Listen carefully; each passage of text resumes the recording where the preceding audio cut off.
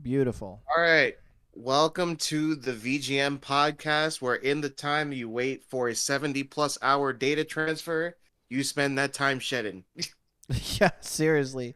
We are on episode 2 of the podcast ever. So we're really happy. We're super excited to be bringing a very special guest to you all. Our own staff, homie, multi time house band appearance, now leader appearance, member of the VGM Jams New York City community. We have Dom Palombi Music himself. What's up, Dom?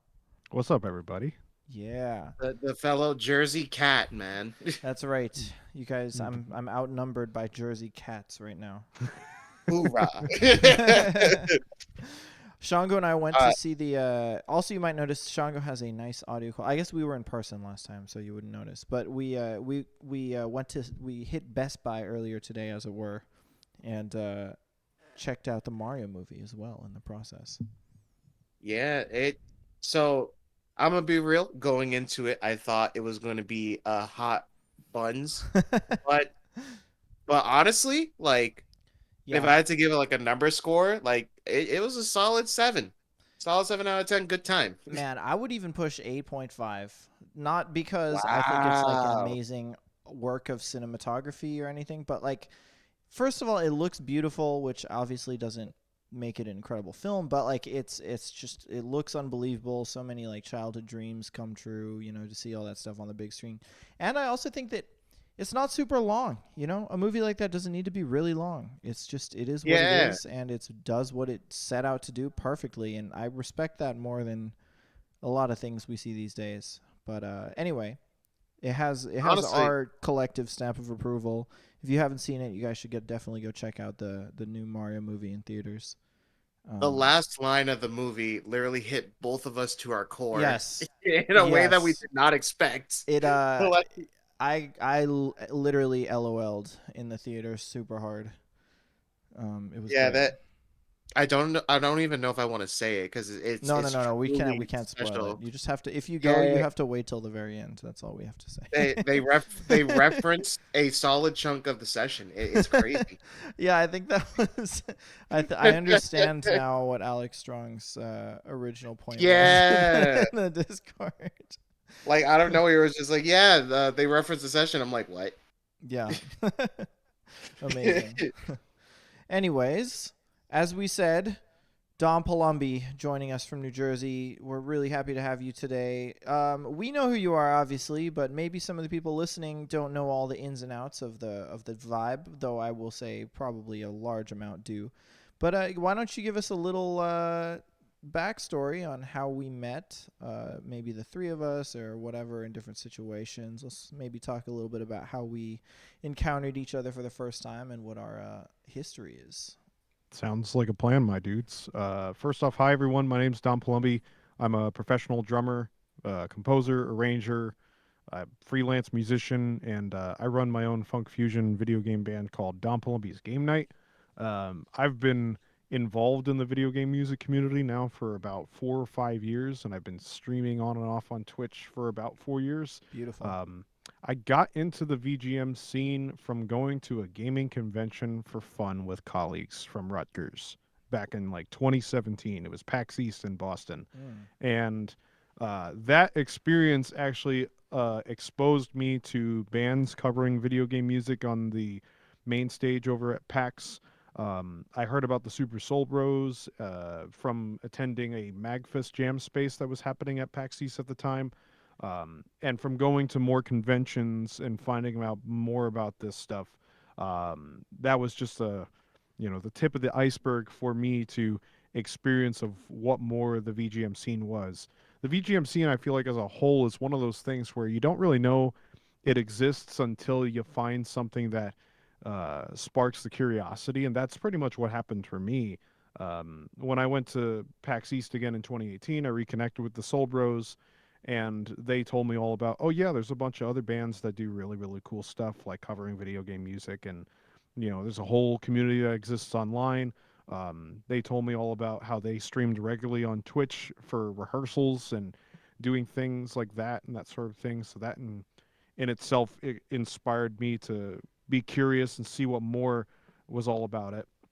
I think from that point on, I went out and heard about Magfest, and followed the Soul Bros onto that adventure, which led me to get to meet even more people involved in the video game music community, and really see of what how passionate people are about this music, for that matter too. When I went to Magfest, I got to see not only yeah, I got to meet Insane in the Rain music, which a lot of people know Carlos. Yeah. Carlos Unicus. Yeah. He's been doing things for a long period of time. If I remember correctly, too, the 8-bit big band was just getting started. Charlie Rosen was getting exposed to that, and he also kind of found about that sort of thing. There was a panel that they did that I remember seeing at Magfest in 2019, and then from that point on, actually, was it 2019 or 2020? I'm trying to remember which year it was off the top of my head. It was one of those 2 years that they started doing stuff. But I went out actually to the first 8-bit big band show, which was at Subculture in New York City, I and think that was a I 2019. think it was Yeah. 2019 as well, or it was just at the start of 2020, maybe, if I recall correctly. Actually no, it was 2019, definitely for sure. Um, Yeah, but before and the pandemic, yeah, the before way times. way before the pandemic and everything went down. Um, in the midst of all that, I started streaming drumming on Twitch, and that also exposed me to finding about more musicians that were covering music, video game music on online and such like that. And from going to the 8-bit big band show, Pat Bartley was actually playing alto sax with the band at the time. This was actually around the phase of when Adam Neely made the J Music videos on his channel, and J Music were posting a lot of their performances from the Botanic Garden Festival, if I remember correctly, and that sort of thing. Yeah, yeah, Um, the Cherry Blossom Yeah. Festival. I yeah, remember exactly. that. Yeah. It was exactly that moment that like I actually crossed paths with Pat for a short bit of time at the 8-bit big band show. Told him I was a drummer, and he was like, "Oh, you're a drummer. Give me your card." At the moment, he needed a drummer for his J Music band because his regular drummers weren't around, and he hit me up at like 2 a.m. in the morning that night saying, "Hey, you sound great. Do you want to play with my J Music band?" I was like, "Yeah, let's do it. Sure." Which was completely unexpected, but it was kind of one of those right place, right time moments that kind of happened. So in the midst of all that, then I started to rehearse and perform with J Music. From that point on, I got to briefly get to meet most of the band: Chris Williams, Toby. I'm trying to remember some of the other members. So I got to play with Brad. Ryan Slatko was on a part of the gig. Tom Wilson was on a part of the gig as well. That was a Was show Max that on was that one? no, Max wasn't on that one. Oh wait, Um, was that the Donna? Was that it was the Donna? Yeah, it was the Donna Burke show at the Bowerly Electric. Ah, yeah, yeah, Yeah, yeah, yeah, yeah. yeah. So all that happened, and it was a really great time. And first time getting to work with Pat, time getting to work with J Music. Once all that was kind of happening, I want to say about like a few weeks later, Pat hits me up for his video game jam sessions that he was hosting at in New York City at Black Cat LES, and it was the Chrono Trigger session that he was telling me about. Say, hey, I would love to have you join on this thing. I was like, yeah, let's do it, sure.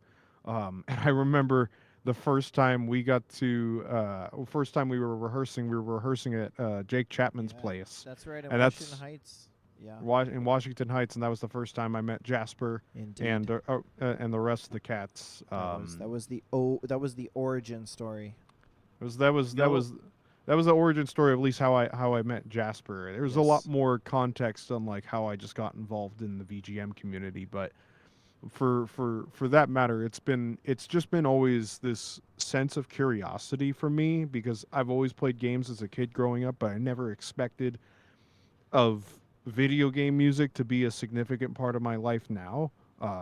And everybody has been so amazing to get to know, get to work with, get to just be around. The community as a whole is a very welcoming community, and I felt so inspired by just so many people and willingness to be inclusive on all this stuff. So when Pat was asking me to join for that gig, I was like, you know what? I've dived in this far. I want to keep going and see where it goes. So that Chrono Trigger session happened, and it was magical. I was elated to be there. It was just an amazing time, especially playing with Jasper. I want to say Ben Rosenblum, Matt Muntz, Jake. Uh, Um, Ben wasn't on that one he actually. wasn't on that one. It was No, I oh, think it it was was Ah, Olin. It was Olin. Olin. That's it Yeah, right. was it was Olin Olin. Clark, Jake Chapman, Matt Yep. Muntz. Matt Muntz, Uh, myself, and Yeah. Jasper. It was yeah, Right. it was a sextet if I recall correctly. Yep. Yeah, that and was it. That was the first time. Yeah, that was the and first. a bit of a VGM Jams lore. That also was the first time I met Jasper and Yes, Dom, indeed. That was the first Yeah, time. And I because remember, yep. that was the first VGM Jam session I ever went to. Period. yeah. Yeah. Like, It was the first one I ever played on, period. Well, I went to the session to play before that one, but I never actually was in the house band until that one.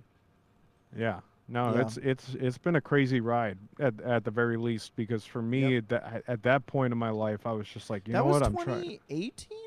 2019. 2019. 2019. I gotcha. 2019. Yeah, Yeah, I've lost track of started years. I got started streaming in 2018. August 13th was the first day that I started. I was actually in San Jose hanging out with Chris Heyman, the drummer of the Soul Bros, and Robbie Benson because I was getting to know them and I really enjoyed getting to see them in PAX. So I flew out to San Jose and stayed with them for a weekend, and we streamed a lot on their Twitch channel. As soon as I was done from that trip, I got back home, started streaming on my phone.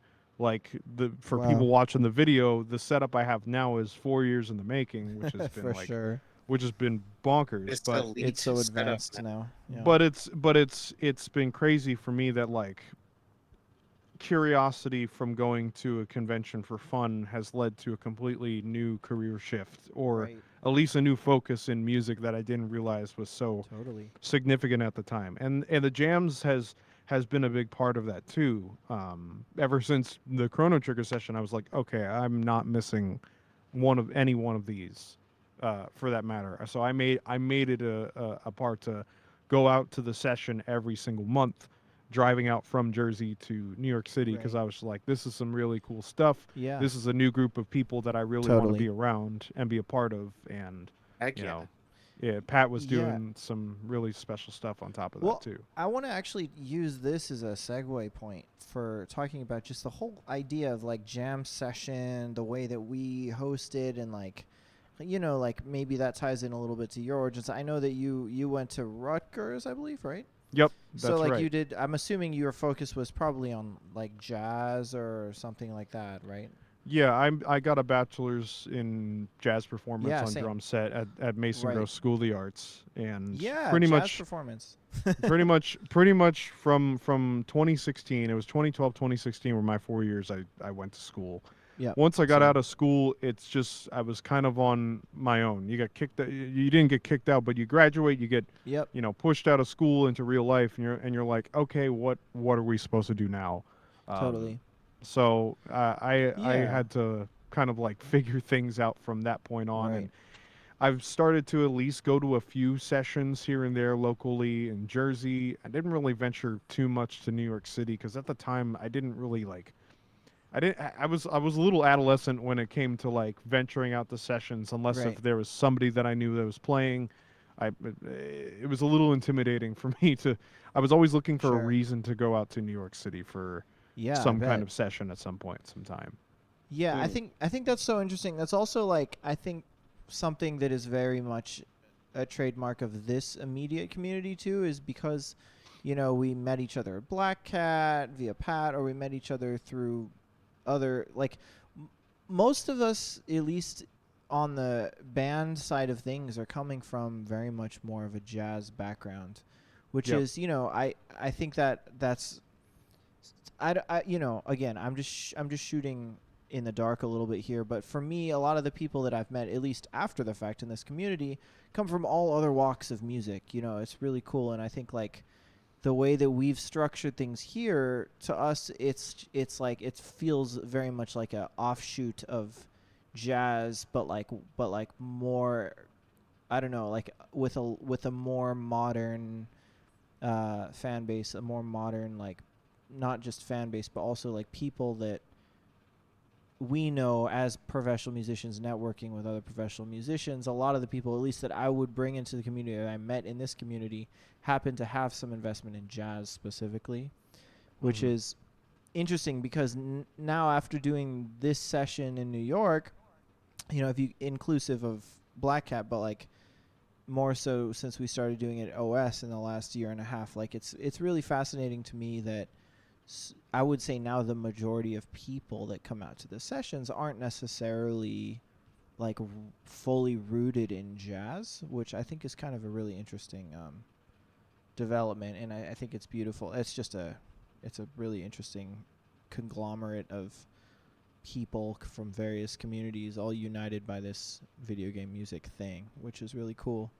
Um, but yeah, I it's actually just Alright. never like thought how about it like jazz that. ties into how jazz and not jazz ties into how we all got here. I you know? mean, in many ways, it's also just based on people's interests, based on what people, you know, are curious about for that matter. Right. It's all music at the end of the day, Totally. regardless if it's video game focused, if it has a jazz influence, if it doesn't.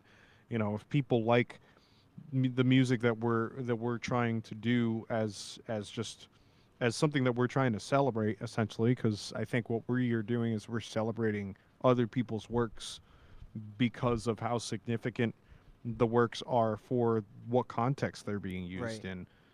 There's meaning coming from all that and other people that connect with those things, and that's the nice part about the video game music side of things is people don't necessarily have to have a background in jazz, a Totally. background in Yeah. For they have a sure. completely different outlook because it's more appealing to just a wider audience and that sort of thing too. And Yeah, totally. even people that don't listen to video game music, you could just listen to it and be like, "Oh yeah, that sounds cool." Right. Maybe they won't It connect with it completely, but at least it's something that is appeasing to, I would Totally. say And yeah, I mean, I think because VGM itself is such a place where literally a little bit of every single genre combines, like Mhm. it's feel it's like it. kind of it's really cool, but as somebody who does come from jazz and who is taught in the jazz school, it's like I would argue it's interesting. It's not even me arguing, it's more like it's interesting to observe and to assume and anticipate like how people who are involved in the VGM scene might try to claim it as jazz, or how people in jazz might try to claim this scene as jazz in the future. And it's interesting to me because I actually personally don't know where I would stand on that conversation, because for me this is very much like, for me as somebody who loves and comes from jazz, like what we do is very much in the spirit of jazz. But that said, because so many of the people aren't necessarily coming into it from a jazz standpoint, I Mhm. can't anymore. And for at one point in my life, I definitely could have said this is like the future of jazz is what I would have said. And I know I'm not definitely not the first person that has said video game music is the future of jazz. Like that's been said several times by many people. And it's interesting. Like now, I don't know if that's how I think of this. I think that my lens on this community and on what we're doing here has actually very much changed. Um, I think with yeah. how much VGM kind of spreads out on its own, because Right. like we talked about this last time in the first episode, that jazz in the VGM community is only like a subsection, right? It's only one part of it, Totally. because Exactly. like it spreads out to like we talked about it before. There's a metal scene for it. There's a classical scene for it. Right. There's a ska scene for it. Like Yes. there's so many different facets of it. I could see more jazz incorporating VGM, but I could not see VGM being viewed as just the evolution of jazz, right? Yeah, It's seen as I almost think of VGM as I think of jazz as a way is this it has a synergistic relationship with what we think of as modern VGM scenes as it's like it's sort of like it's keeping jazz cool and it's validating VGM as like a institutionalized music, which obviously VGM's not institutionalized as a music, but it's yet. like it's causing people outside of music altogether to start to acknowledge the music we play at these sessions as legitimate music, not just like some 8-bit stuff that's played behind Yep. Mario jumping on pipes. It's like, so I think in a way jazz helps VGM in the sense that affiliation and things like, we talked a little bit about the Adam Neely video last time, but like things like that definitely, it is a double-sided sword, like we talked about. And again, we already talked about this topic last podcast, so we don't need to reopen up that box. Obviously, it's a very large box with many things in it. But I think it's cool because they have a mutualistic relationship in the sense that jazz being tied into VGM gives the VGM community a more to be taken seriously. It gives it a grounds to be taken seriously in the modern perception of popular music, right? And then vice versa, like the bringing the more modern video game rep into the jazz scene makes jazz able to adapt to a more modern audience. So I think they help each other a lot. But that said, the other side of the sword is we definitely don't want to pigeonhole the whole video game community into being jazz centric. Like we don't want to force jazz necessarily upon, like we don't want to force people involved in the VGM community to take on the label of jazz in order to like define their music, Right. To give an that's the other analogy side. that's like, yeah, to like give an analogy that's like related to STEM in a way. Yeah. Like how I personally view video game music and jazz is more so of like the current relationship between like math and like computer science, like coding. Both are very related, both require very similar concepts, and both synergistically, I'm not sure if that's the word, work together like very, very closely with each other, but not in a way where you would need to associate it one with the other. Unlike math and physics, you cannot I like see. for the upper levels, you cannot continue on with physics without math, Sure. and so many math concepts require physics. That's why Right. like VGM is more of like not like it's We're trying to use the coding analogy for ourselves rather than the physics analogy is kind of what you're saying. yeah. Right. Like I they totally work agree with that. they work they work together without necessarily permalinking them. Yes, I very Is the much best way to agree. put it. I very much agree and support that. And that said, our particular scene and community is heavily based on jazz. Heavily jazz, Right, yeah. which is great, but it's also like like we said last time, we're not trying to be the flag bearers and the entire like torch carriers of the whole VGM demographic, But I don't have the authority, man. none of us. Or I the mean, none of us patience. really None of do. us do, Yeah. man. Jeez. But it's also I Yeah. think it is cool to restate that, and also just I just got back into it because of because for me, like I think of Dom as is a great jazz drummer. Obviously, the majority of what Dom's doing these days isn't what most people would call even close to straight ahead jazz. At least No, publicly, or at least what you're definitely pushing. not. I mean, And yeah, I plays mean out it's consistently. definitely like not what we. But that said, like in my head when I met Dom until and even obviously even still today, but even there's obviously more that comes with it now. But I think of our relationship as very much something that's been bred and birthed out of the jazz scene, and we have maintained a close friendship and relationship as a result of the VGM scene. So it's kind of cool to see that one thing brought us to another. Yeah, I think I remember Yeah. like when I first met you, I had you and Olin over for a stream. Yeah, We did a trio stream totally. together like weeks or a month or so afterwards. Yeah, that was That dope. session.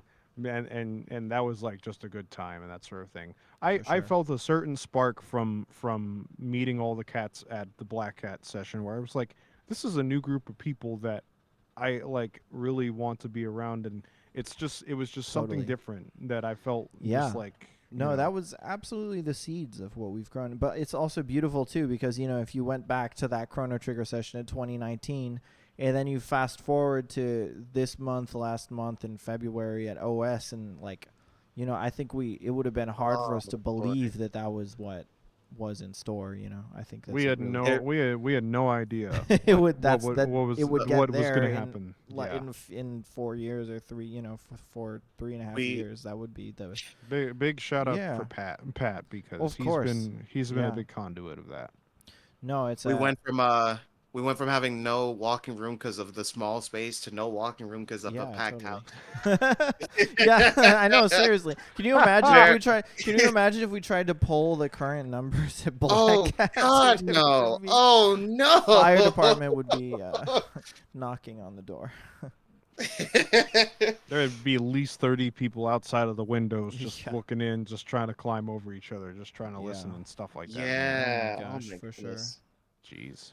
Anyway, um, yeah, I wanted to move on to the next topic, and obviously, Shango, if you want to steer it in any other direction, you're welcome to. But Let's see. I wanted to ask I wanted to ask so you know, obviously when I met you, you had already been doing Twitch. You were gearing up for your 1 year Twitch anniversary when I first met you, and obviously you're still doing that. That's a thing. I think it's so fascinating to me. Like in you know I'm not saying this to invalidate anyone's art, but a musician of your caliber is something that I find very rare on Twitch. um, and I'm not in any way trying to say that Twitch musicians are all bad or anything. I know there are fantastic people on Twitch, and you, I'm sure, could give shout outs to several that are fantastic musicians. But like before I met you, I just like, and then of observing the kind of stuff you do with your live stream and the musical level, the dexterity, the rhythmic act, like all the stuff, like, you know, sometimes my favorites are when you do like the composing streams. I always love that stuff. It's so cool to see the process unfold, and you do it in a way that's very genuine and well put together and also impressive at the same time, and you're still somehow making small talk with your chat. It's like, it's really mind-blowing, like your ability to like multitask and do all these incredibly high functioning level tasks simultaneously on stream. And like I think that for me is like so abnormal of what I typically see on Twitch for in the music section. You know, I'm usually used to seeing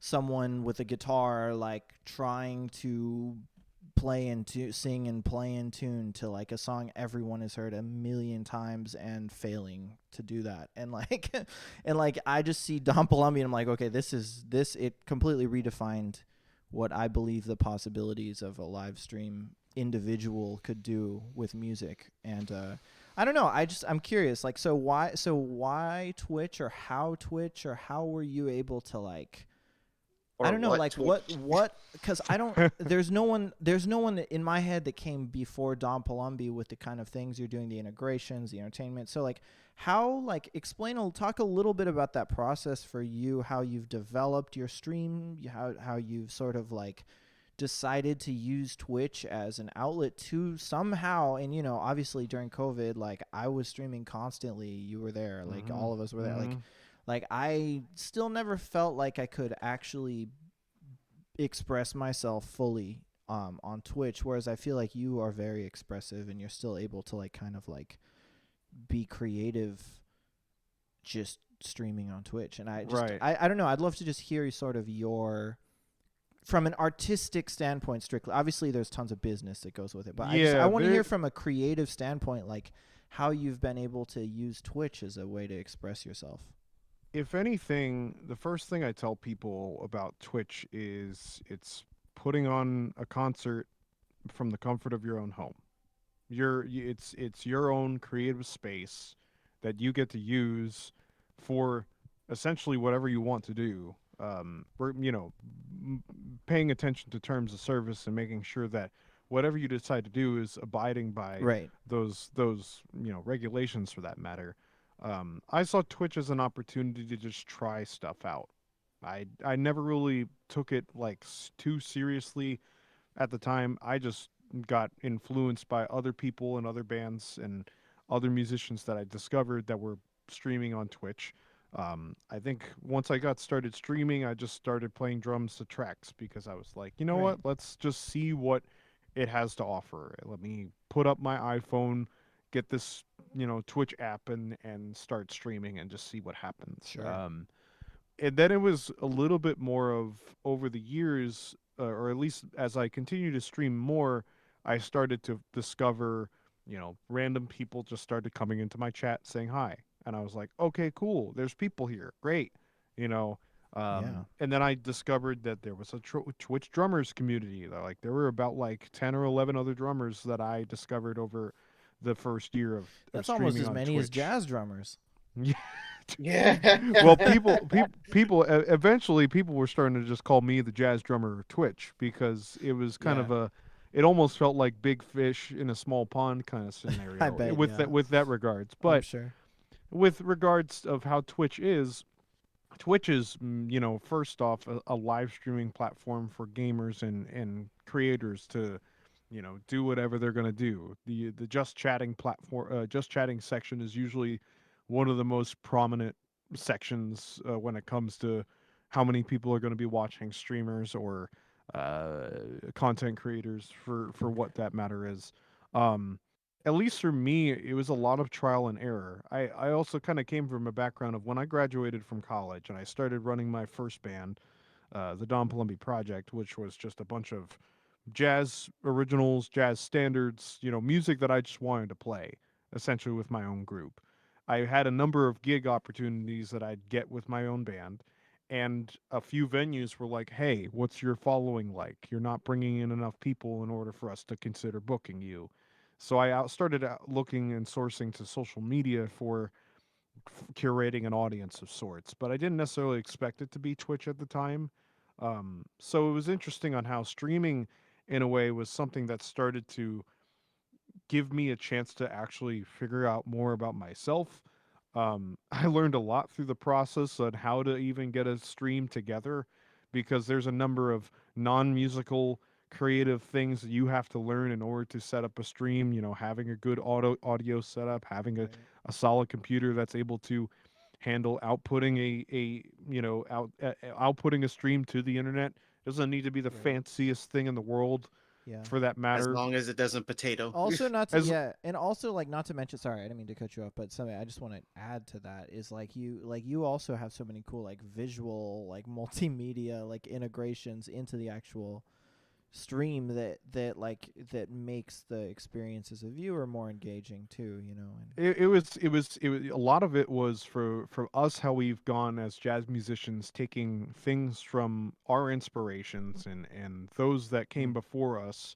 right. It was a lot of the similar things that I did where I watched a ton of streamers. I mean I watched like probably hundreds of streamers of all kinds, music streamers, Cool. gamers, all sorts, to like learn bits and pieces on how people really did their streams.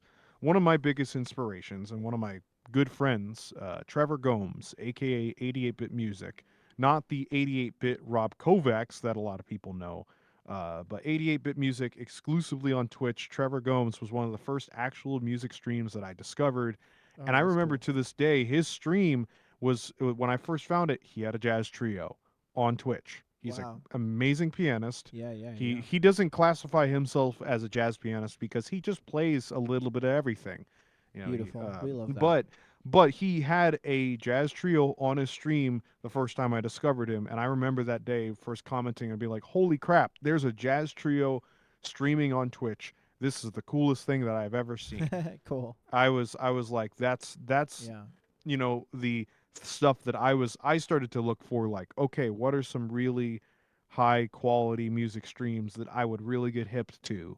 And Nice. Trevor's was one of the first. I've been still, supporting him since day one, and it's been over 4 or 5 years I've been watching him at this rate. Um, Very cool. he had a really neat way on curating not only people's requests on playing music that he knew. He had an amazing sight reading ability of where people could send him a chart and he'd read it down perfectly the first time. And it could be a classical piece of music, it could be a video game score, it could be something from Broadway, something from Disney. The way that he was running his streams, musically, in that sense, was amazing. But then on a creative side, he was just doing absolutely outrageous memes and funny things whenever somebody donated money to his stream. Something would happen on the screen that would completely transform the stream to a completely different experience. And That's so cool. sometimes it just never made sense. Right. But that's kind of the fun part about streaming as a whole The early music is meta well, on it's not Twitch. music for that matter, but like it was just one example of how many ways you can go about creating your own experience or creating your Mm, own world for that matter. It's kind of a home away from home. It's a place sure. away from reality because a lot of viewers on live streaming platforms sometimes benefit from watching a stream because it's something that helps them get away from the crap that we have to deal with in everyday life. Um, Acts. and that's the internet as a whole for that matter. So Twitch was for me a chance to like try to do some things that one I was inspired by other streamers that I found on the platform, but two, a chance for me to express myself in what I feel like now is my truest form. I feel That's like so I've cool. learned more about myself as a person from exposing myself and being more outgoing behind this microphone and this camera because like it's given me a chance to like okay, I have to get out of my comfort zone and talk to people. You're not seeing other people's faces, you're only seeing usernames.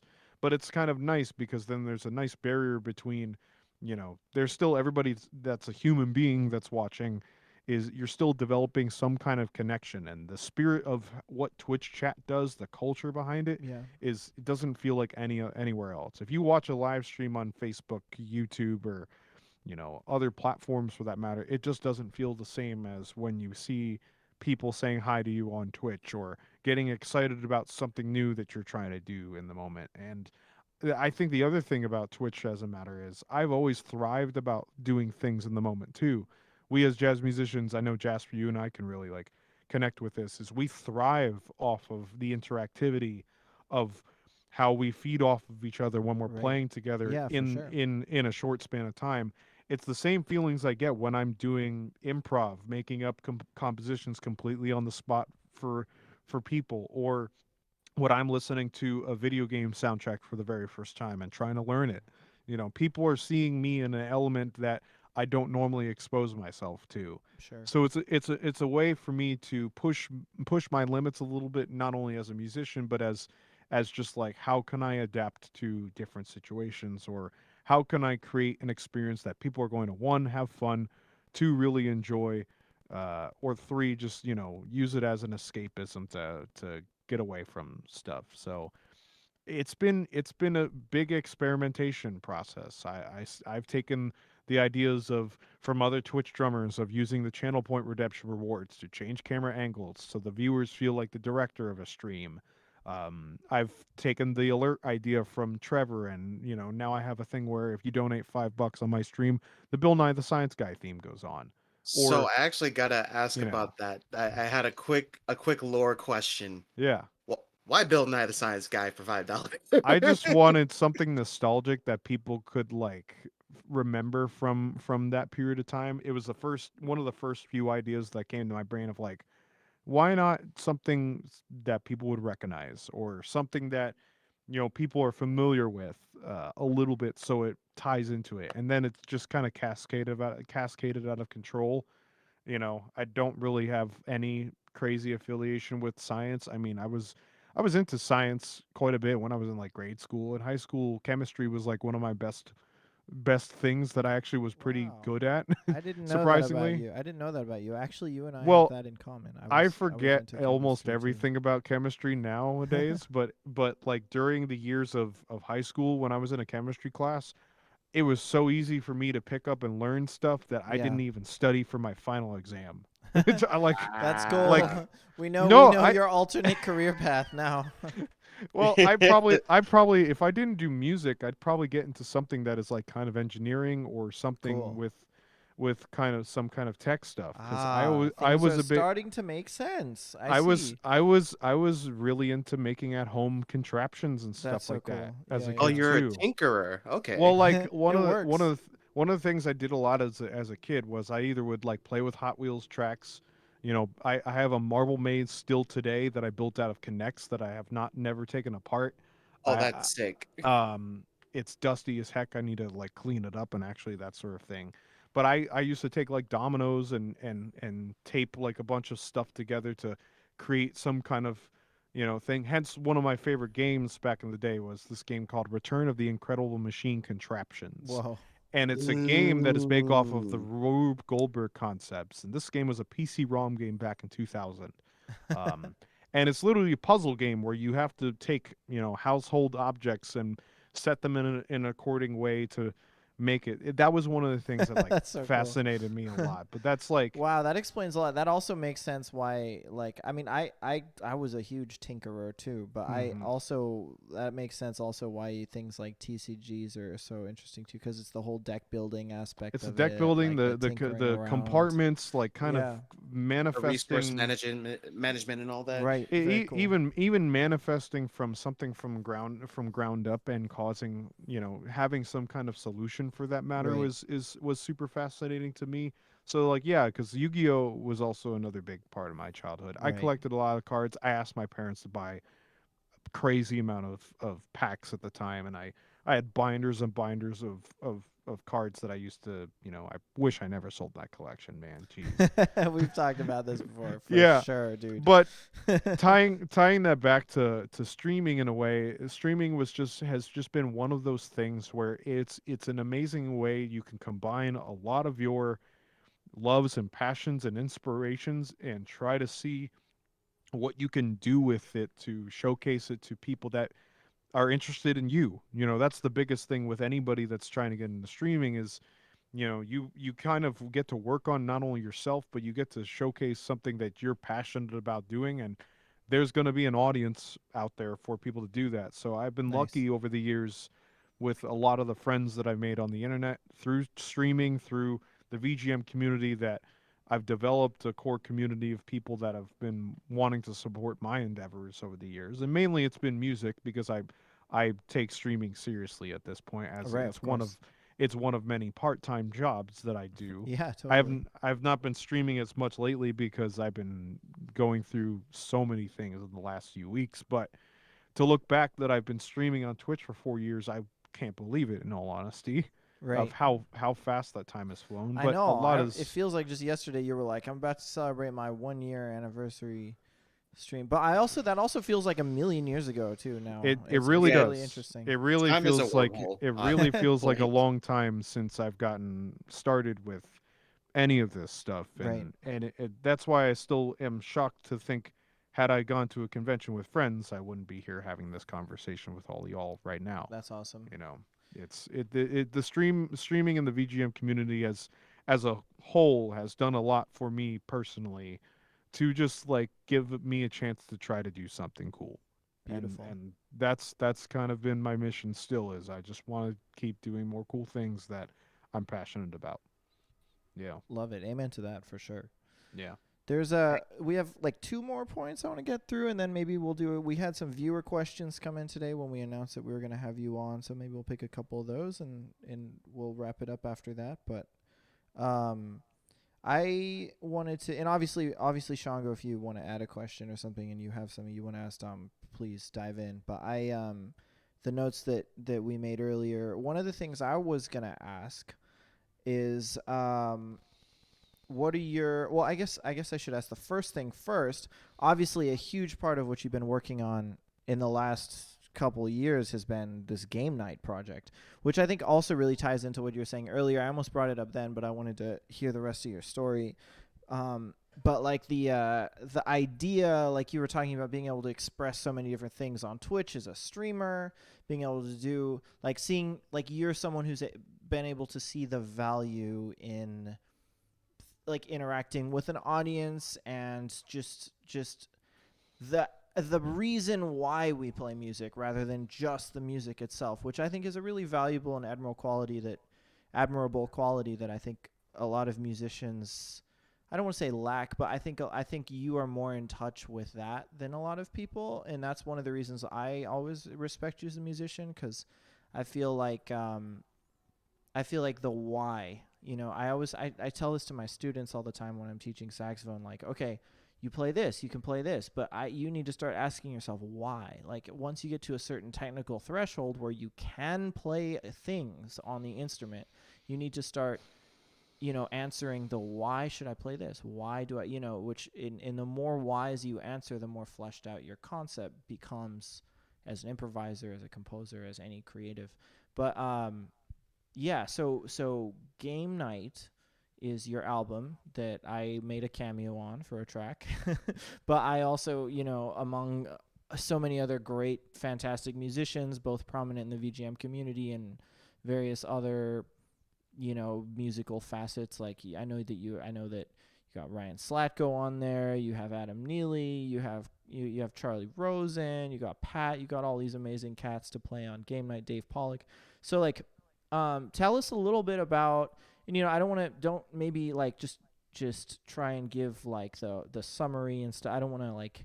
I want people to listen to this podcast to go check the album out and let it speak for itself too. Obviously, because it's great stuff. But yeah, tell us a little bit about how that as an idea came into you, and again, maybe less on the business side, more on the sort of like The creative the side. creative side, Yeah. like the inspiration for you to make that project. Because obviously, like, guys, I cannot accentuate enough. This has consumed Dom here Oh yeah, for the last, and that's exactly what a true artist, true artist does with their work. It's like it absorbs you, it becomes your life for a while. It's like you've put every inch of your body into this thing, and you're continuing to do that even now. I know you're trying to book a bunch of conventions and stuff like that, and you're trying to like book more things and get more traction, even though it's already gotten a lot of awesome traction so far. But just give us a little spiel on the idea and what it means to you.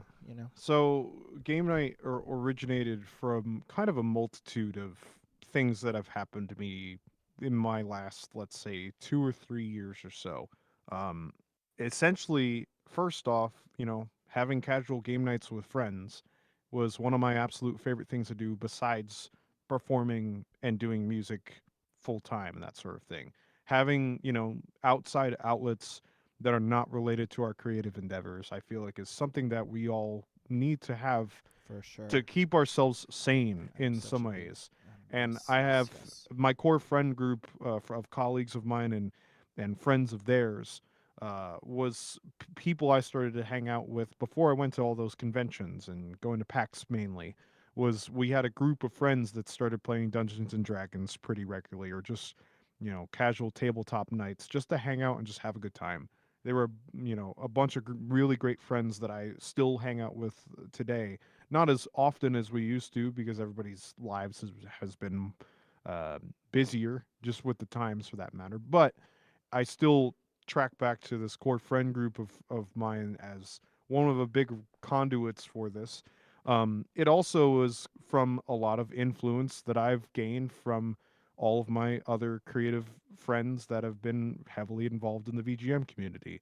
So I wanted to find some way, shape, or form to musically express the feelings that I get when I'm having game nights with friends and or performing with some of my favorite musicians. And I was like, why not combine those two, feelings together to create game nights? Because not only it was something that I feel like everybody can connect with in any way, shape, or form, regardless of your background, but it was also a great album name for that matter too, because it's game related. So I decided once the Yeah. pandemic hit that I was going to start working on my first share of video game covers and do things that I was heavily interested in at the time. This was very convenient because everybody that I had recorded on the album was home. It was a For sure. completely remotely I recorded remember record, that. That's awesome. which I was very lucky to work with so many amazing people on the record. Some of them you've named before, but for those, I'll kind of give a brief synopsis of who's on there. So it's myself, Dave Pollock, Tony Dickinson, who's the bass player of the Trans Siberian Orchestra. Um, Hey, Insane in the Rain is on there. Charlie Rosen of the 8-Bit Big Band. Adam Neely's on there. Pat Bartley's on there. Uh, Jasper yourself. Ryan Slatko. Max Boyko. Button Masher. Um, the Soul Bros. 5 of the Soul Bros are on there as well. Um, I believe that's everybody. That's such an insane roster. I might be forgetting one What more. a roster. I might be forgetting one more person. It's 16 musicians, which was That's absolutely incredible. crazy. That's wild. Nick Mendez wasn't on the album, but like for the live performances, right? Or am I No, is that Nico Mendoza was not on the record I said for. Nick Mendez. Good lord. Sorry. You're I'm good. terrible with names, man. Nick Mendez, wherever you are. Wherever you are, whoever you Whoever I you are. I essentially wanted to. I didn't have intentions on it being such a big project. Originally, I was recording my own arrangements of video game tunes for my own stream, because at the time being was that during the pandemic there was a height awareness and really significant caution of DMCA claims and Yeah. copyright of what music you Right. can or can't use Yep, I remember on that. streams for that sort of thing. Mhm. Video game music is safe ish. It's Eh. more it's more so it's safer Yeah, than most music definitely. That's true. and I've decided like, hey, let me just work on my own arrangements of video game stuff. But I then was like, let me get some of my friends to play on some of these arrangements for my stream. And I was like, wait, why not I just put some of this out? Yeah, I should just put this out. Sure, let's do that. So it started to kind of cascade into a big project of what it is today, but it all was really more so of something that I wanted to have for my own use at first. But then I was like, I haven't put out new music in 3 years. I think it's time that I just do this big project, and 8 months of blood, sweat, and tears, and then starting an Indiegogo campaign and dropping the Indiegogo campaign on my 3 year stream anniversary. Or was it 3 year stream anniversary? Yeah, it was my 3 year Yeah, stream anniversary. I remember that. Was Yeah. was Oh yeah. It was the 3 year. I'm yeah. thinking I thought about the 4 year, but I'm like, no, Nope, nope. that's when all the cats showed up. That was a different thing. A 3 year stream anniversary was when I launched the Indiegogo campaign, and I did 5 covers of video game tunes, some of my personal favorites, and some typical ones that people would know, because I was like, you know what, these are my first few covers. Let's do tunes that people would recognize. But a The lot of them, canon, as if you will. a lot of them came from influence of other versions that I've heard on the internet as well. Right. And then I was like, let me put some originals on this too, because I love composing. I love the feelings of expressing something in my own way, and having a few compositions that tie directly into gaming concepts, whether if it's feelings of lagging or glitchy internet, or loading up a game for the first time, that excitement you feel, or this celebrating the spirit of being with people you truly appreciate, and that sort of thing. So it was a concept that has cascaded into something bigger than what I realized, but it's something that I'm truly proud to put my name behind, because it's been the most passionate I have ever felt in my entire life with any musical project or endeavor that I've ever done before. That's beautiful. And Also, you you know, gave you gave Waluigi the love that Smash never did. So that's Oh also yeah, and then that's also and an you know what's important point. crazy? You know what's crazy? We could say that Dom Palombi Game Night predicted the future, because this man's might have gotten Waluigi Pinball added back into Mario Kart. So there Yeah. you go. it was in Mario Kart. For the record, I think it was Wario Stadium was Yep. actually using Waluigi The Pinball's music. sound Uh-huh. music That is a in Mario Kart neat 8 fact. I Deluxe. remember that. Yep. And Yeah, before like all the extra tracks and stuff like that the DLCs were launching out from the DS days, because Waluigi Pinball was from the Mario Kart DS stuff. I'm a big Mario Kart fan. Of Like course. hands down, that's like one of my absolute favorite games to play. Beautiful. We're but- also VGM Jam Sessions NYC in about a month. We're going to be playing a live Mario Kart music event at OS, which is going to be super That's gonna be cool. it's gonna be They're so doing fun. a I can't Mario wait. Kart charity stream fundraiser, and they're raising Oh, wait. funds for charity, and we're going to be playing their the track music for their racing playlist tournament live, which is going to be super I dope. had no idea that was Yeah, happening. I'm dropping this now. but Surprise! more Heck announce yeah. more, obviously we still have to work out a lot of logistics, but it is very much in the books, so that's going to be, stay tuned for announcement on that soon. But yeah, Um, But go real ahead. quick on game night, actually, because Yeah. That's one aspect of the album that like I always found interesting, that you decided to take the music that you made for it and made it less about, not like, obviously you had a lot of video game covers, but also just video game concepts, right? Of like Yeah, to like the feeling lagging and of stuff for lagging. sure. Yeah. And like, booting up a game for the first time, and then like for the 4th year anniversary, like a hero's journey, with what Yeah. was done with Carlos Eni and Oh, yeah, his DTM journey. that was next chapter. That Yeah, was that composition. yeah, like when you reach the end of a game, the feeling, like I do want to kind of go more into that. Like, what inspired you to go more conceptual than the usual route of like video game cover? I feel like it's one I was heavily influenced when I was in college by my mentor and drum teacher Victor Lewis, who really pushed me to compose and try to write new material.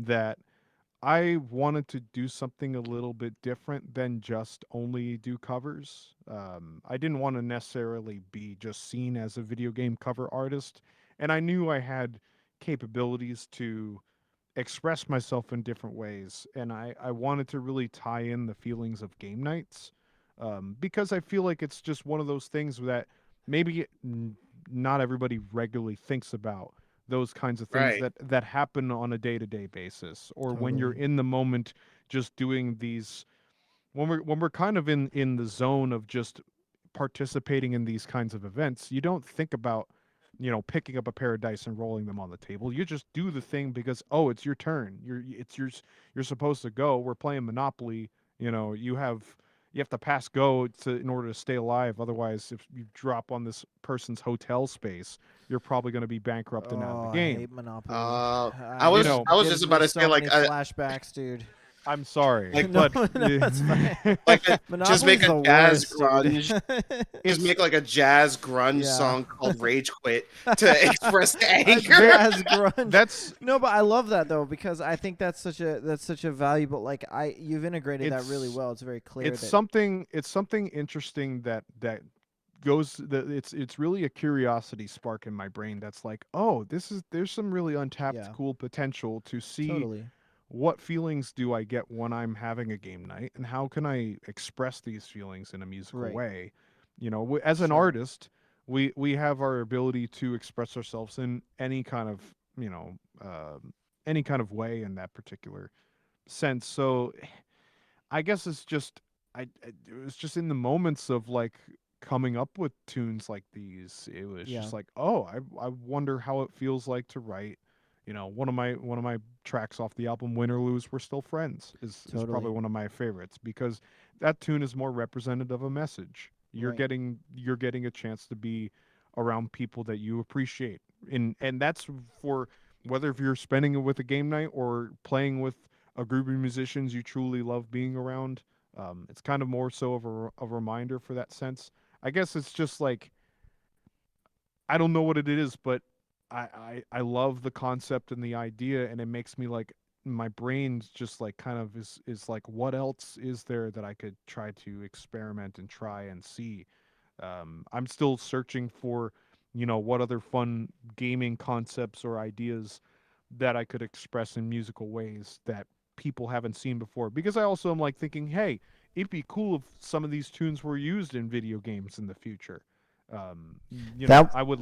Oh, I would sorry, my love. mic No, peaked. you're good. I would love to have But some of my original yeah, compositions for being used sure. for soundtracks. That Oh, that that would would be be a new meta sick. for sure, dude. Like so many people write music inspired by video games, or so many people write music when they're hired to for video games, but music written by the concept and the feeling of gaming then respun to be used for a real video game. That would be I don't know of any You- video games that were created as a result of a album of music, first. That would be really sick to one No, day. it would probably be an easier process to write music for a game that's already in Yeah, development but and why that not? sort I of love thing. the idea of this But turning into like the opposite of that. That would it's be so it's cool. more it's just more so of, this is what has been very inspiring to me as of Yeah. late, and I'm tapping into it because why not? Totally. Like I said, jazz grunge version of jazz grunge song to express rage quitting. There you go. You can have that one for free. Yeah, on game night 2, Rage Quit will be one of the tracks. You heard it here first, guys. No, but yeah, I really that was a great question, Shango. I really also admire that cuz like for me, like, most people in this community know me as somebody who hosts the house band and also like does video game covers and stuff like that. And like it's interesting because like I have an entire catalog of original music of my own that, that is pretty much completely unrelated to video games in any regard. So it's like Shout outs to Polka Dots and Porgies. but see, that's also not at all an original. That's all still a cover. It's a jazz cover, So it's like, oh well. like, so I'm saying like, but original. I have tons of music that I've composed. I'm actually working on my own thing. I'm not trying to plug myself here. It's about Dom, but the point I'm making is that I haven't yet explored the integration of, obviously I'm a gamer, like the gaming thing into the original thing, which I think is something that I find very inspiring about your stuff, because I'm like, oh yeah, I could, if like, obviously my experience gaming versus your experience gaming is different. So like the music that I would write inspired by my experience gaming would be different too, and it makes me want to know how that would manifest. And it's really cool that you do incorporate original stuff into your concept, because I think that is really at least for me, as somebody who's heard, pretty like I mean, Dom, like as a full-time musician, like we just our job is to hear like thousands of things over and over again all the time. So when you hear something that is like, that at least births from a place conceptually that is the integration of two very clear ideas, but it is still fresh, and it doesn't take away at all. I guess I'm sort of mumbling, but the way that I respect your idea is that like your concept is in no way hindered, and if anything, it's enhanced by the fact that you've incorporated your originals in with the covers. And I think it tells a whole story, and that's, any amazing piece of art tells a story, and I think that's what's cool about it. Even the last thing I would say on this is I want people to feel like they're having a game night when they're listening to us, whether if it's remotely, listening to on any, recording of ours or attending a game night show. Yeah.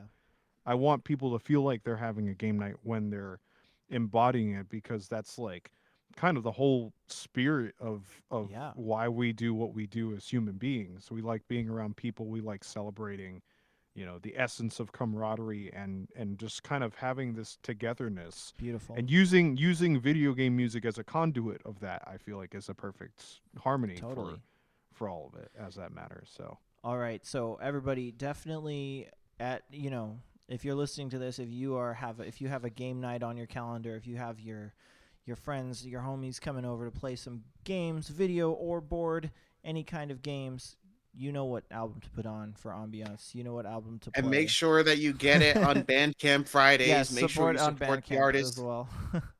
I did not pay them to say that. Okay? No.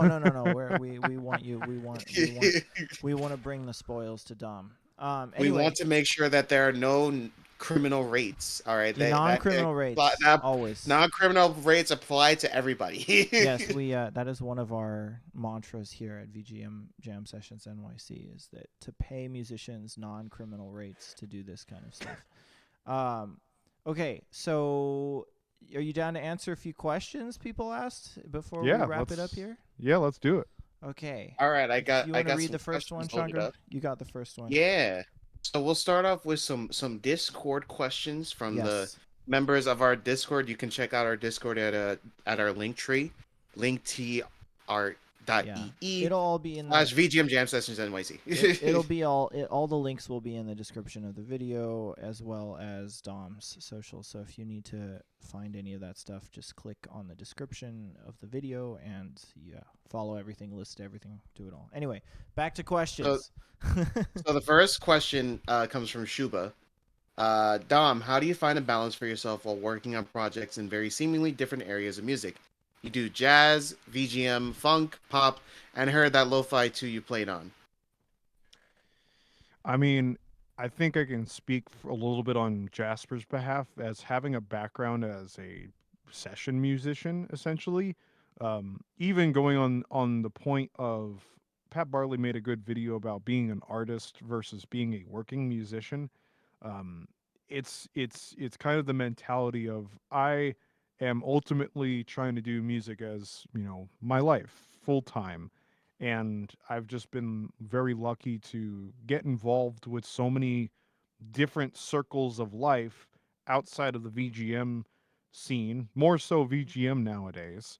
Um, but having a network of friends and a network of people that, you know, call me for all sorts of kinds of stuff. Like some of the things I do, I'm a modern dance accompanist for my alma mater at Rutgers. I've been doing that job for like 6 years at this point.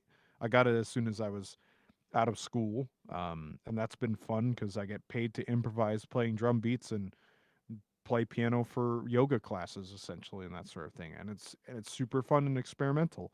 Um, I do IRL sessions of straight ahead jazz gigs or just other in person work depending on my schedule, depending on the gig situation for that matter.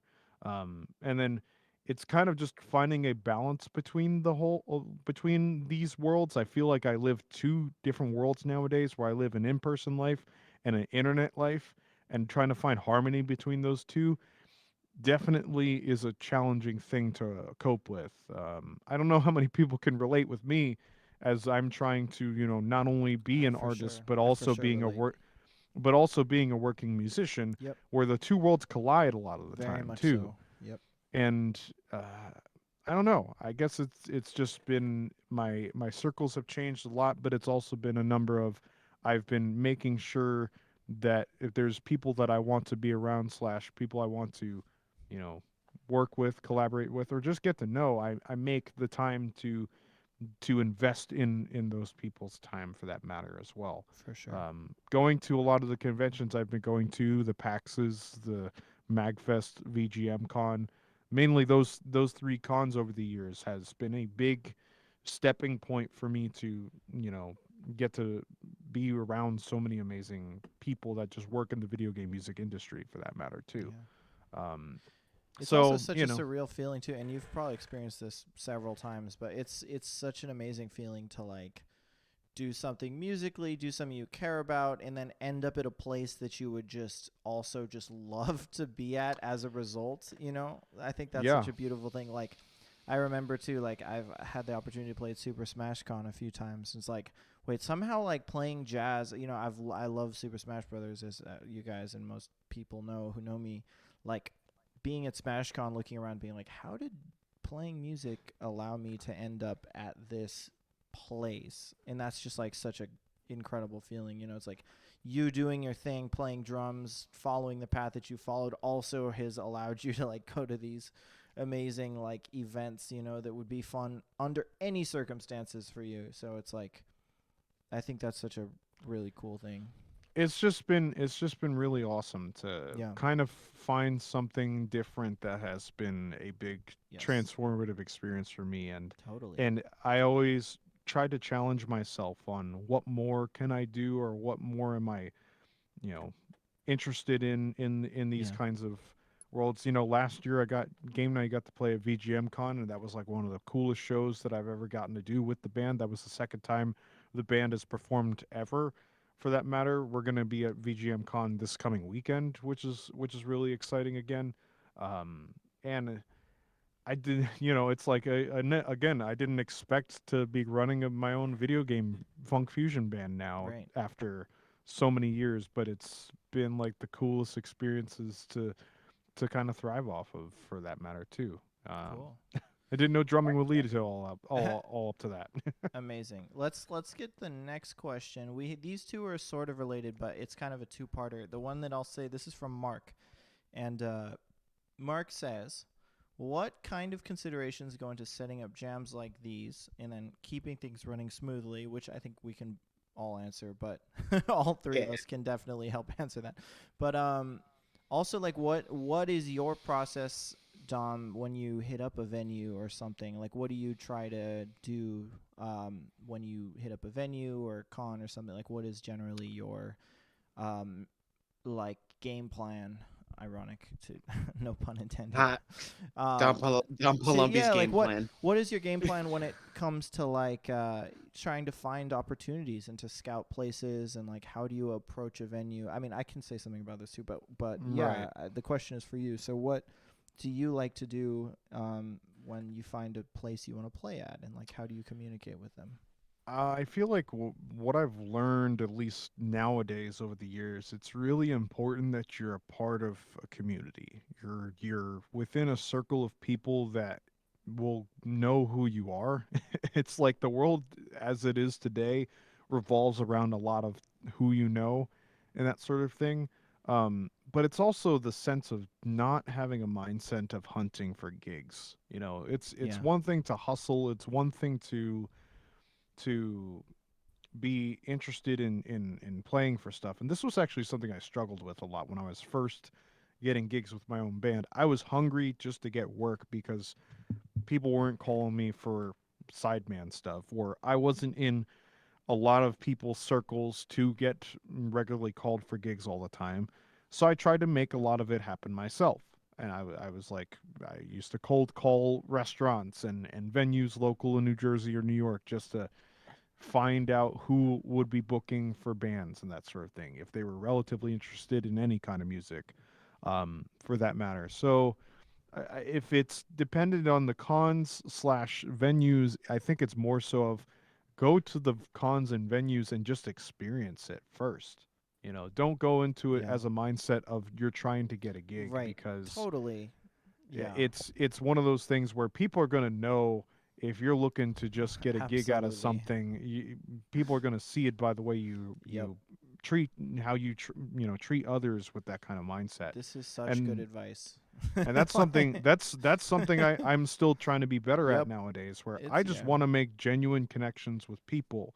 And if I happen Right. to meet somebody through somebody else that is interested in the things that I'm doing and want to, you know, book my band for a con or an yeah, event or at a space, cool.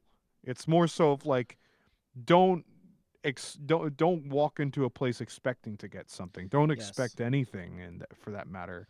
Yeah, just Um, don't like have an ego about it. Don't like feel Keep your entitled. expectations at a reasonable level, Yeah, like level, you know. nobody's entitled or more deserving than any. It's like I think that's such good advice. Like do something because you care about it, and like support something because you genuinely just want to support it. that's that's That's that's like more important than anything such that's else. like such a good piece of advice for If sure. you show it, if you show that you're willing to support people Yeah. by making the time to go out to see somebody's show, Yeah. the people that are performing and seeing you attend to see their show are going to care about you more because you Totally. made the time to do the work to be at the place Yeah. to support the live thing.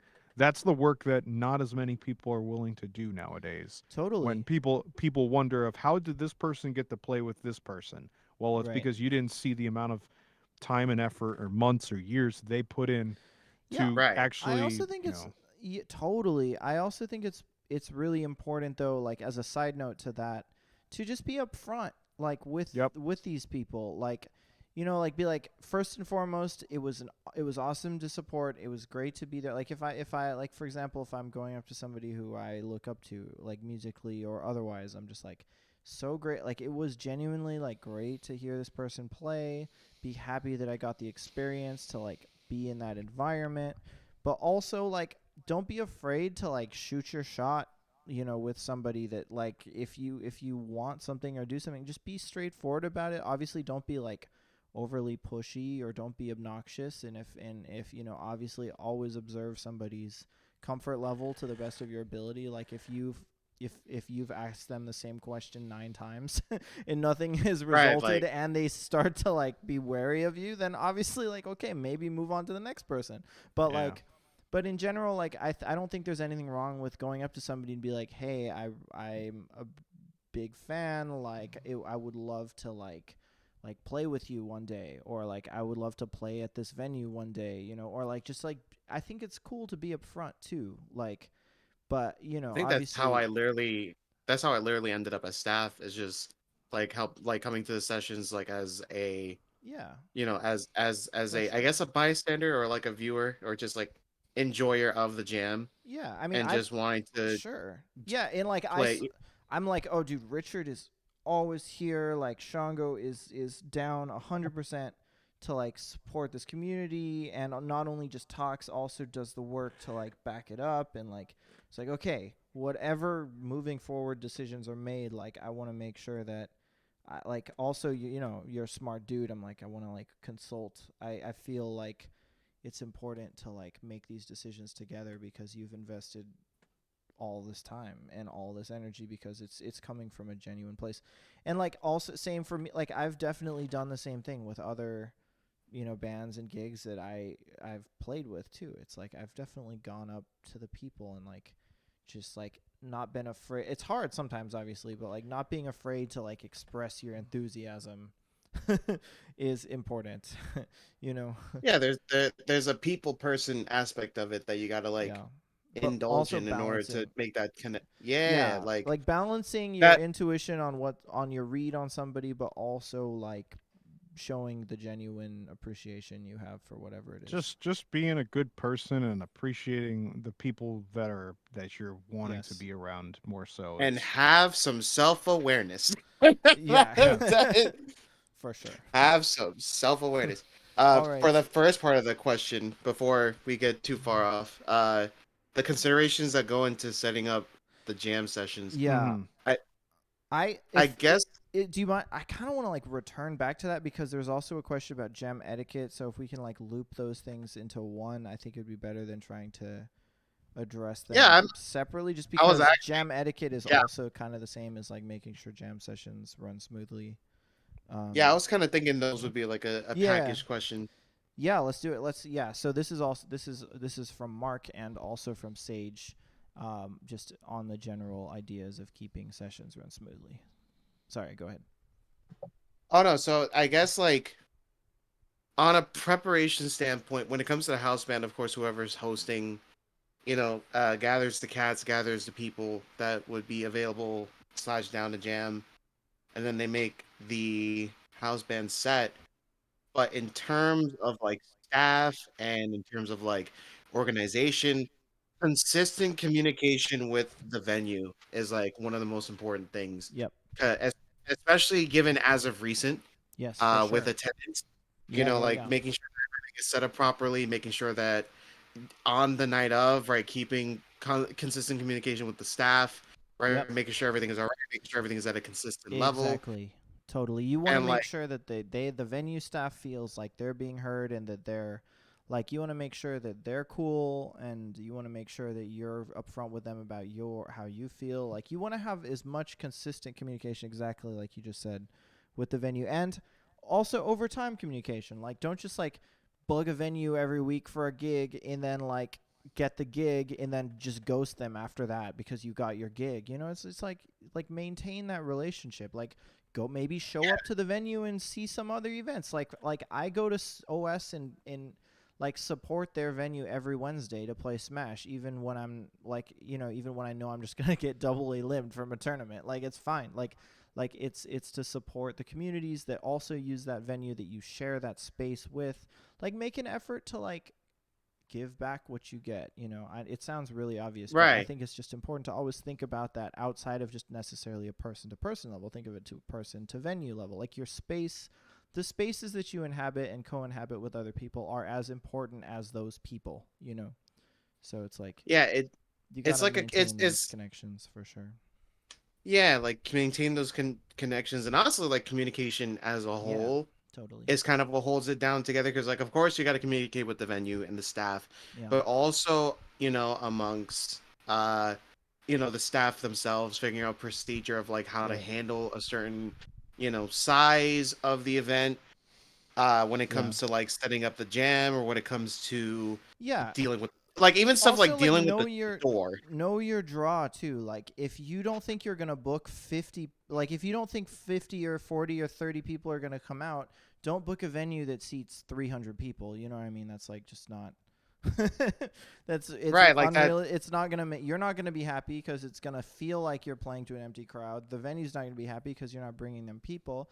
Like it's okay to book a smaller venue if you feel like. I think that's another. A lot of people are afraid of like booking like low tier things, or a lot of people are like, that's cool, but I like they like are afraid of they're like have some pride or some ego about like not wanting Yeah, to it's like play at a certain place because they don't feel like they either pay the musicians well enough, or and obviously like we are very pro paying musicians, but like if you are, non-criminal rates. yes, but like also like like if the venue, if genuinely you feel like accentuates your show that you want to put on, or like just like just do it, like there's like just go for it, because it doesn't matter what the outside perception is, like you just like book a venue that you can feel good about, because all that extra stress trying to overdraw a gig or trying to promote something beyond what's comfortable or what you think is realistic for you is going to add so much extra complication to your ability to perform well at the show.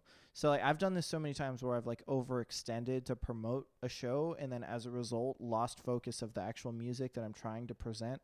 So like I'm not as Right. happy with how I sound as a result, because I haven't put as much energy into playing and I put too much energy into the promoting.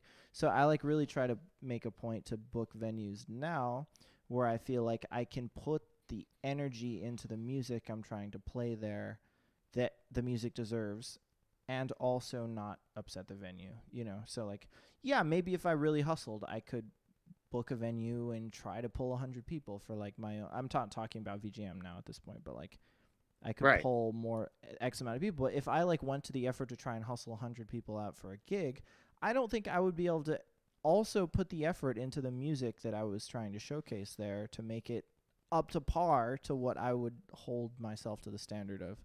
But so I would prefer to book a slightly smaller venue that would allow me to devote more energy into the actual music itself, So Yeah. So far we said communication with the staff, yep, communication with, your own personal staff of of the jam, the people that are helping out, yep, and also keeping expectations with, your draw and the venue, yep. and of course, And not and overextending yourself.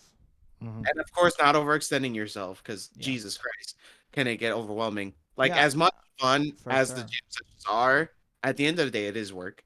Totally. There's going to be effort that's going to be exerted. Mhm. And this actually leads into jam etiquette. You need communication with the Jam people, etiquette, right? very important. The, pe- Yes. the people that are here for the jam. Now, I might go into a slight bit of a long rant with this, so I'm going to try to be succinct with it. Uh-huh. Um, and this is, of course, no shade to anybody. But Yeah. if you are to host a jam, right, on your side as the person that is hosting the, like, people that are hosting the jam, people that are working for the jam, you want to make sure that your standards, your rules are clear and known Yes. to the people that are there. Yeah. Right? You want to make sure that it is known that how exactly things work.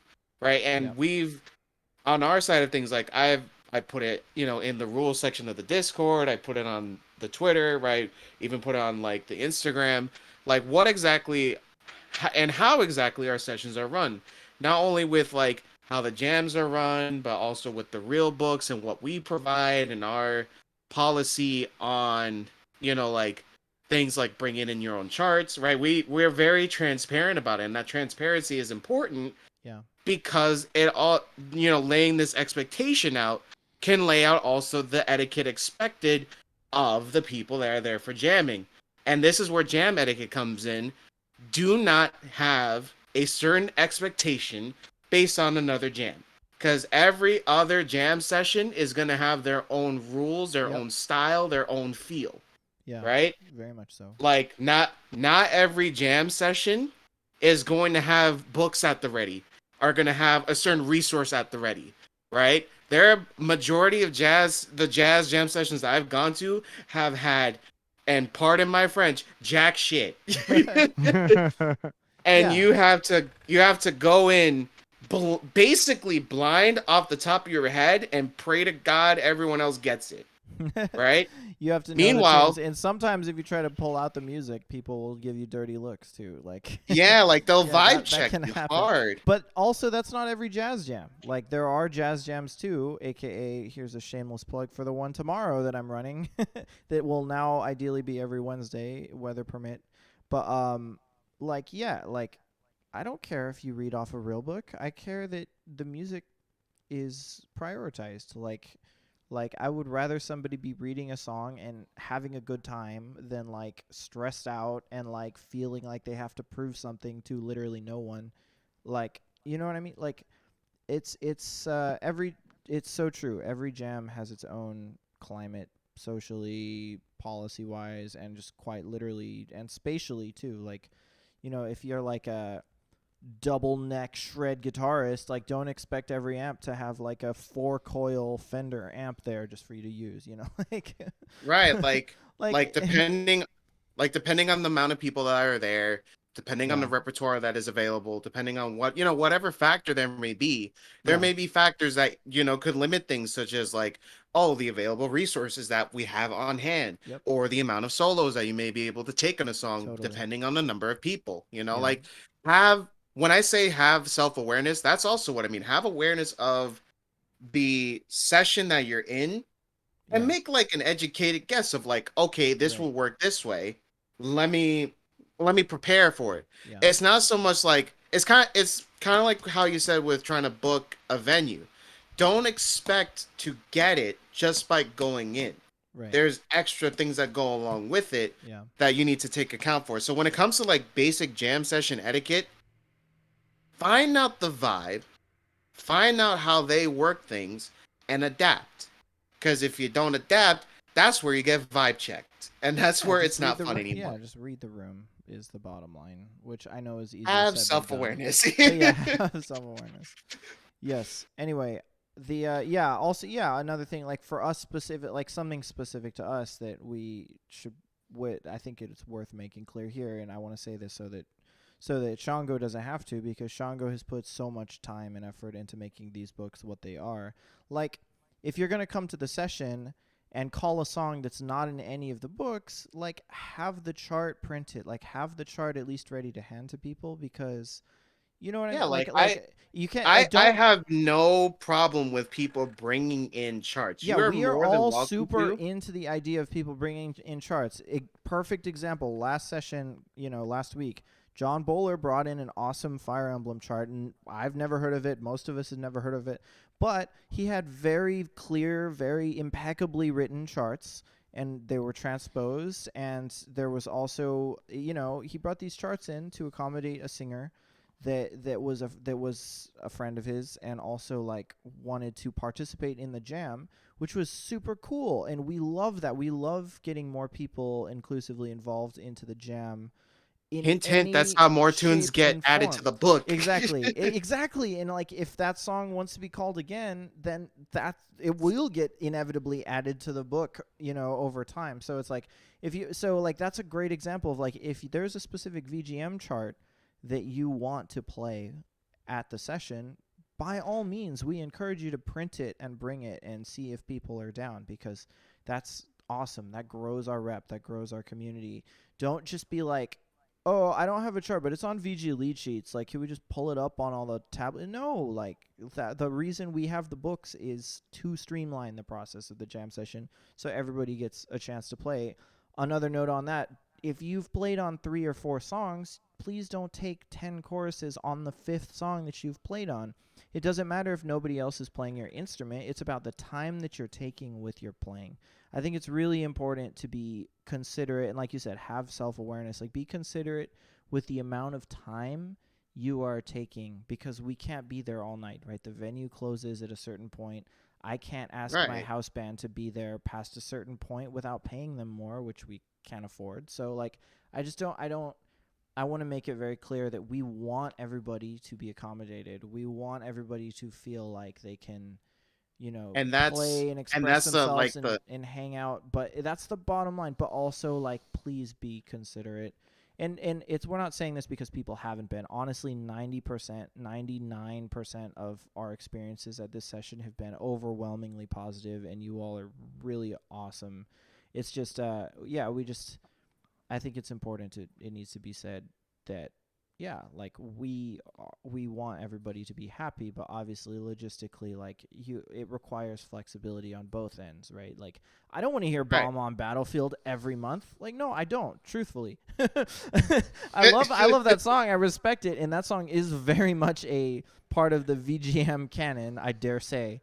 But like I don't necessarily want to hear that every month. I've heard that song 10,000 times in my life, but people love playing on that song, and it's a great entry-level jam session song for people to call, and I want people to be able to play what they want to play. So I'll inevitably program it almost every month because I know people will want to play on it, you know? So it's like Right. there's flexibility that's required on every end here, you know? If you don't get the song that you wanted to play on, don't make a fit about it. Like try to be a little flexible and maybe be like, oh, you know, like maybe I could play on this one instead. Like that helps us a great deal. And also just Yeah, sort of because like coming up, sort of like if there's a song you really, really want to play and you've come to the session a few times, do not feel shy to come up to Shango or myself or Dom or anyone at the session. Be like, hey, like, I know that we have a lot of people, but like next time, would it be possible? Like, can we try to do this one? Because I've been practicing it. Like I guarantee you, if you come up to me and you're like, hey, I'm super happy to be here, but I really want to practice. I really want to like play this song.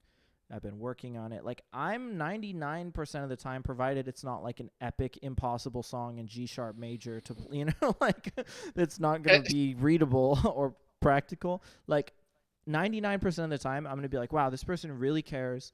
This person is so excited. This person like really wants to play this song and is like working towards playing it at this session. Like I want to do everything I can to accommodate that because that's why we're all here. So yeah, anyway, just sorry that this was a dual rant, but oh no, it's all good. But Like, yeah, I just, you know, that I think two people mentioned running jam session and jam session etiquette, so I think it's worth going into a little bit. But yeah, so like above all else, it's just transparency, self-awareness, and communication yes, are what allow us to run the sessions as is. Communication with ourselves, with the people around us, yep, with the people that allow us to be and be able to do what we need to do. yes, You know, like that's what's most important at the end of the day. I was just gonna say transparency is like one of the most important things with 100%. any kind of event because if you're not clear with what your Yep, intentions are, the event's not gonna run well at all for right, that matter. yeah, Right. yeah. And as somebody All right. Exactly. yeah, as somebody that's been through this not only this session but a number of other sessions, it's important that you understand what people's intentions are, Mm-hmm. especially if you're just coming to attend and you want to play on a tune or something like that, or Totally. you end up running a band yourself for a session and have to understand all the logistics that are micromanaged around that so you can make sure it runs smoothly. As somebody that has run a session now, Totally. back in February and that Yeah, sort of dude. thing. 100%. I think Yeah. that's awesome. The last final thing that we will get to, I know we've taken, I don't want to take any more of anybody else's time, both listening and Dom for graciously being here on this late Tuesday night. I person, and this is a question that this is related to Fussy Bucket's question about recently played through Chrono Trigger. Dom recently played through Chrono Trigger. I was wondering if it adjusted his view on his favorite tunes from the game. Are there any front runners for the next game night? And I'll add a little extra to that saying, Dom, what are you looking forward to in the next maybe game night, whatever it is? Like, what is your future? I mean, obviously you don't have to know, but your future, you don't have to be a psychic, but yeah, what are some things like what are some things that inspire you? What are some things that you haven't got around to recording or maybe composing, arranging yet that you would like to do in the future potentially? And also, what do you see for yourself, your career, whatever your life, anything you would like to share that's in sort of your long-term, either like 5-year plan, 10-year plan, whatever. Like, Right. what is your where do you want to be? What is your current perception of where you would like to be, or what kind of songs per se you would like to record moving forward? I mean, I guess like one, a lot of people have been asking me, am I going to make a second Game Night album? I've announced on my 4-year stream that I will be making a second Game Night album. So Hoorah. there will be a volume 2 of sorts, Love it. some kind of Game Night 2 happening sometime in the future. I can't guarantee when because albums are a massive For sure. especially on the magnitude of how I've gone with the first project. It's probably going to take as long as the first project did. Yeah. Um, for me, with regards of the state of where I'm at with Game Night, it's now been of what are more things that I connect with as a kid growing up. Because now I'm Right. like, okay, I want to dig deeper into things that I really resonate with personally. Nice. That that are things that people may get to know more about me and my inspirations of video game stuff. It's crazy to think that how much now my childhood it is being, is being resurfaced and giving me a whole new sense of inspiration. So I'm trying to track back to soundtracks that were a part of my childhood back in the day of older games that maybe have never seen the light of any streaming service or whatsoever. Um, I'm trying to think what else. I guess I'm also currently, still now hunting and searching for other outside inspirations. Yeah, I got to finish Chrono Trigger on stream a few weeks ago, and Isn't that a great game? That's such a great oh game. my god, I dude! As love somebody Chrono as Trigger somebody so as much, somebody bro. has never really played JRPGs before, that was a really awesome experience for me for the first time, What a great and game. and more so of just understanding the concept of the composer's intentions of where the music was coming in by Right. the Oh, I bet story. that was awesome. Yeah. Like there's one thing when you cover a video game tune because it sounds cool and it makes you feel a certain Totally. way, but it's Uh-huh. another side of that coin and it has such a deeper meaning For of when sure. you actually understand what purpose the music serves in the Yep. game. One of my favorite tunes is Wings That Cross Time because Ooh. every time you jump into the epic, it kicks off a sense of a new journey or It's going so somewhere slamming. else. Yeah. The tune slaps, like Oh, it hands down does. that tune Yeah. slaps. But the You context know, makes it slap even harder. but yeah, the context is like, oh, I have a really deeper understanding of what this means at Yes. this point in time, and I think that's like now a mission for me. Now I'm a big fan of Undertale because I also played Undertale twice. Nice. Hence why covering Sans was something that meant even more to me because I have a completely whole new understanding and meaning behind the essence of what Undertale is. Yeah, You totally. know, That's so that's valid. Yeah. yeah, that's so that for me for one is something I've been trying to do more of. If I'm going to cover a game soundtrack or something, I want to at least understand why. Totally. And It gives it more understand substance, and for sure. understand the reasoning because then it gives me more context as an artist to be like, "Oh, okay. Now how can I, take this knowledge that I'm utilizing it and still put my own spin on it, but still retain some of that original standpoint." It's cool to transform an arrangement to something completely different that people might not hear it before, but it's kind of more important that you're still referencing the original material. That Totally. way, so people have that sense of a connection to it. Right. It's also going to Um, be more significant to you, right? So it's like if yeah, it's more significant to you, you're going to put more energy into it. And if you put more energy into it, it's just going to be better. Like, right, yeah, right. There's a variety of levels and research for sure. and respect to give to the people that are creating these soundtracks that came before us or Yeah, that totally. have created this new songbook, we could say, because we've been saying that there's a new VGM songbook because of the whole movement of what people are doing with video game music nowadays. Right. So on that point too, I think for me it's like I'm still trying to see what I ultimately want, but something about game night and being on this video game music path resonates with me more than anything else. I Beautiful. feel like I want to be doing, if not more things in the next 5 years related to video game music because of how much the community has allowed me to try to do something completely different. I've been lucky to, be a part of so many people's communities and get to work with so many amazing people over the years and I have dreams and aspirations to have more regular work working with composers, recording drums for anybody's works that Totally. are going to be for video games. Or, Yeah. I get the opportunity to compose a soundtrack or compose a few songs for a video game or something like Totally. that. I kind of want to have my feet in still a number of different waters because I think I still primarily see myself as a performer. So Yeah. touring with Game Night would be insane. That'd be great. That'd Getting be more cool. chances to showcase this band to people would it be absolutely amazing. Totally. That's a big aspiration that is still, you know, something that's going to take a long period of time. Right. Um, I don't know if touring's the end goal, in all honesty, Sure. but I feel like I want to check mark off a bunch of bucket list things so I can at least say I've experienced what it feels like being on tour, what it feels like to compose music for a game soundtrack, what it feels like to work with X company from, this game series or that sort of thing. Or even just the matter of, if I get opportunities to just do more cool things with more of my friends, like making more covers online, creating some kind of sustainable basis, or even if it's still I'm streaming on Twitch and that takes off and that sort of thing too. Sure.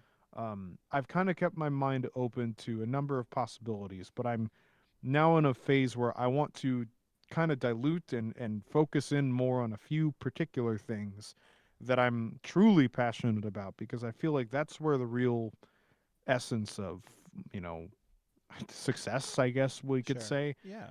I don't necessarily want to say success because it's more so just the ambition and wanting the feeling of of fulfillment, giving ourselves a That's a chance to personal feel. success. Yeah, Yeah. Of course. it Yeah. more so in the sense of just giving myself a chance to try to do something really fun that I'm fully 100% passionate about. Right. I feel like I've been such on survival mode lately of just taking as many gigs as I possibly can Yeah. do to pay the bills, to make myself feel somewhat sane. Right. But there's something that's telling me that I think I need a bit of time to actually really hunker down on Totally. things to see what really the true potential of some of this video game stuff is. And Yeah. committing time to that is something I would like to try to do within the next, 5 to 10 years. If it goes Absolutely. nowhere, that's the other thing is we don't know what the future is to hold of any of this video game Right. music stuff. There's no real guarantee. There's no paycheck. There's no health insurance. There's no No liability. salary. There's no guarantee Yet. that any of this stuff Yet. is going to net you a long lasting rest of your life that you For won't sure. have to worry about anything. Yeah. And that's something that Mustin from the One Ups, who they were one of the first video game music bands that people should also know about, that were doing it for like 20 years and that sort of thing. And he brought up a really good point of he's invested a significant amount of time, money, blood, sweat, and tears into this VGM stuff. And sometimes it's only taken him so far until he plateaus. And that's something that like reality is also, challenging to cope with too. That Totally. sometimes we don't want to reach too high because if we reach too high, we might not be able to go any higher than that. Sure. Not saying that that isn't possible. I have faith that what Yeah. I'm trying Well, to achieve has, I I has think capabilities I for. I totally yes.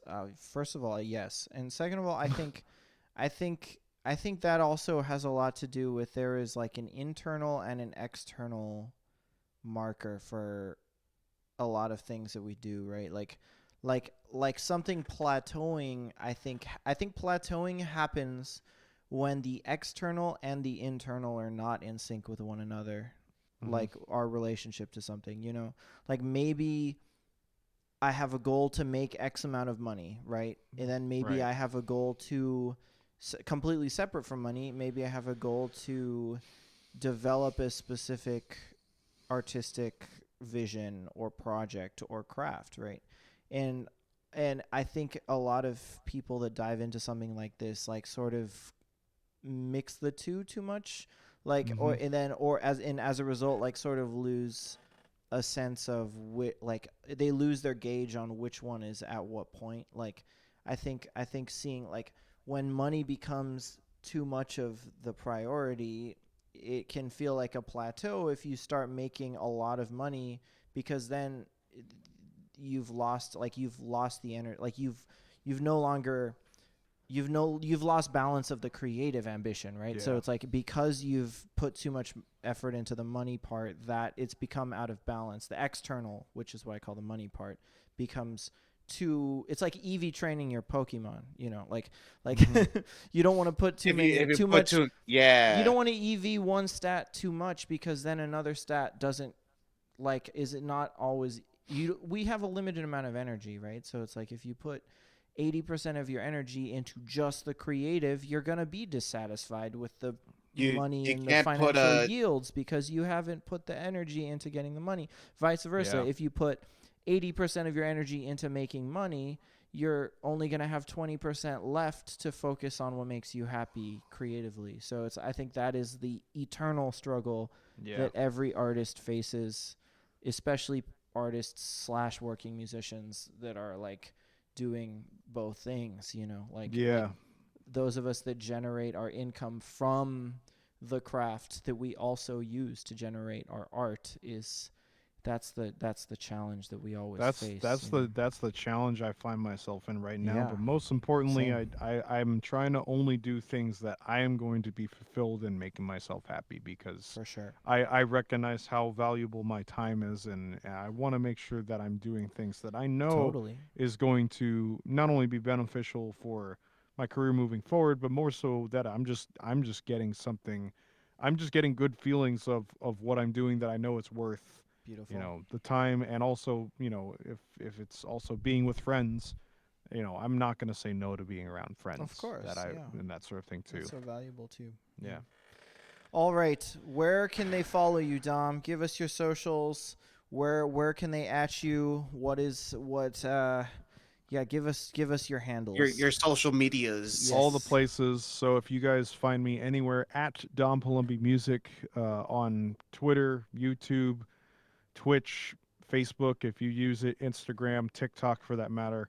I haven't been posting social media stuff as of late. Personally, I've been kind of on a little bit of a hiatus from social media stuff, but I used to stream regularly on Twitch Mondays, Wednesdays, Saturdays at 3 p.m. I most likely will be getting back to a regular schedule once I get back from VGM Con, Nice. which I'll be doing all sorts of video game music covers, chatting, drumming, improvising stuff, causing shenanigans. My stream's sometimes a chaotic hot mess, but sometimes Yes. it's more fun like that, for that Beautiful. matter. If you like any of my stuff, I would highly suggest checking out my YouTube channel. Yes. There's a lot of great covers of video game soundtracks and stuff like that, covered by my Game Night band, and some highlights from when we played at OS in February. Adam Neely guested with us on a few tunes, which was so awesome to have him join for that part of the session and that sort of thing.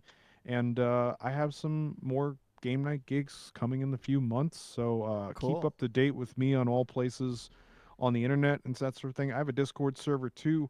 I don't remember what it's called, but it's definitely Dom Palombi Music.